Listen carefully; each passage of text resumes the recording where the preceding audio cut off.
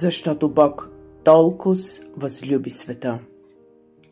Рождество Христово бележи сезонът, когато Бог на вечността, който сам притежава безсмъртие и обитава в непрестъпна светлина, когато никой човек не е видял, нито може да види, дойде на земята и изяви себе си като Исус, Еова Спасител.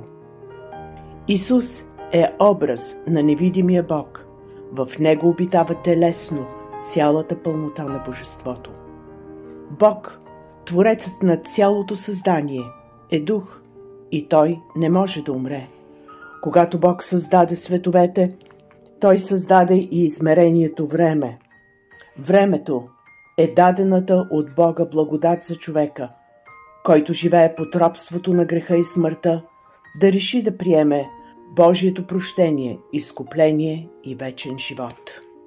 Ето защо пророк Исаия заявява в 9 глава 6 стих: защото ни се роди дете, син ни се даде и управлението ще бъде на раменете му и името му ще бъде чудесен, съветник, Бог могъщ, Отец на вечността, княз на мир. В Исуса, Отец на вечността, Великият Аз съм, изяви себе си, като сам дойде на света. Затова Исус казва на учениците си: аз и Отец едно сме. Който е видял мене, видял е Отца. Ако бяхте познали мене, бихте познали Отца. Аз съм пътят и истината и животът. Никой не идва при Отца, освен чрез мене. Нашата молитва в този рождествен сезон е единния, истинен, жив и мощен Бог да разкрие себе си в сърцата ни, за да погледнем на Исуса, който е отпечатък на Божието естество и сияние на Божията слава. Исус е пълната изява на един любящ и милостив Бог, който толкова възлюби теб и мен, че сам облече себе си в плът и дойде в нашия мрачен, съкрушен и объркан живот, за да ни донесе светлина и спасение, утеха и целение.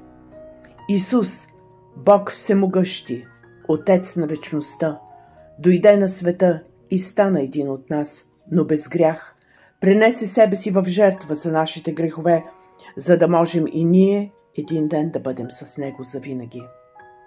Един ден, много скоро, целият свят ще преклони коляно пред този Исус и ще изповяда, че Той е Господ и Господар на всичко. Че Той е княз на мира и цар на славата. Исус е същият вчера, днес и завинаги. Защо днес да не използваме даденото ни благовремие и благодат и да преклоним коляно пред това велико и славно име Исус? Честито Рождество Христово!